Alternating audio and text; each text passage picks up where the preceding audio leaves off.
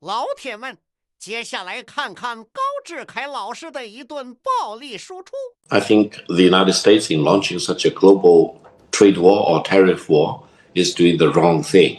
It has not only significantly eroded the living standards and the quality of life for the American people, it has caused a disruption in the stock market, in the bond market, and the complete disregard for the sovereignty and territorial integrity of so many countries in the world. The problem is, though, that the rest of the world is now scrambling to do deals with the US. Some of those are quite close to being signed, according to America. So where does that leave China? Well, if you hold a gun at the head of anyone, most people will panic and will be desperate and probably will do what you command or dictate for them to do. But whether they are willing to do that, whether they really respect your authority or control, that's another thing. But the problem is that in this scenario, to use your metaphor, the US has the bigger gun. And so China ends up having more to lose from this trade war, doesn't it? You know, it can't sustain the loss of 15% of its export market, i.e. what you export to the US.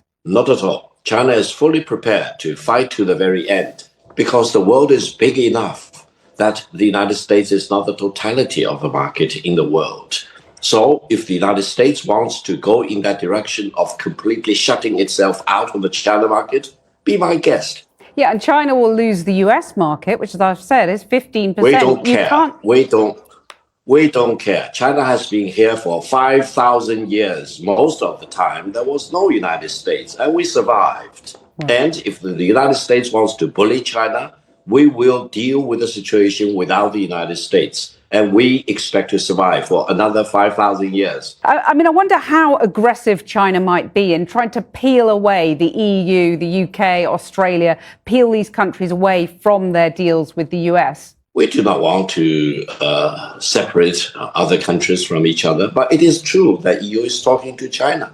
The voices I picked up here in Beijing is that EU leaders and Chinese leaders are having phone calls, exchange of delegations. We're talking about the possibility of signing up the comprehensive agreement of investment or even leading towards a free trade agreement between China and EU eventually. When you hear Donald Trump say China wants a deal, it just doesn't know how to go about it. They're proud people. J.D. Vance talks about Chinese peasants. What do you make of their conduct in this respect? If J.D. Vance thinks that he's dealing with the peasants in China, and I'm proud to be a descendant of the peasants. Most of us are descendants of the peasants anyway. That's our tradition. We are farmers before, but now we are one of the leading industrialized economies in the world.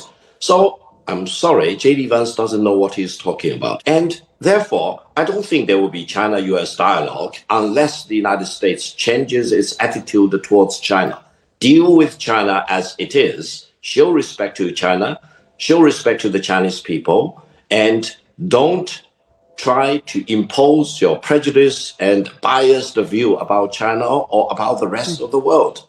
We will not buy that kind of prejudice or discrimination from the United States. No, we will never buy that story. To hear you talk and to hear Donald Trump talk, it seems very clear that there's not going to be any deal anytime soon unless someone alters their stance. Doesn't that then mean global recession and really misery for many people around the world? Well, my concern is that if China and the United States do not take major measures to correct all these tariff war or trade war launched by the United States, we will have a recession. President Trump needs to realize that Rome is not built overnight. To talk about millions of manufacturing jobs going back to the United States, relying on tariff is a futile attempt. You think the American people will rise up? Well, there will be the midterm election next year. And whether the American people will vote with their feet, I do not know. And there will be a general election, presidential election in 2028. Results will be known in 2029. If you follow the American political rhythm, no party has a complete permanent lock on power. We always say we have a plan for the coming 100 years for peace and stability and development. Victor Gao, thank you very much for joining us. Thank you very much for having me. It's a great honor.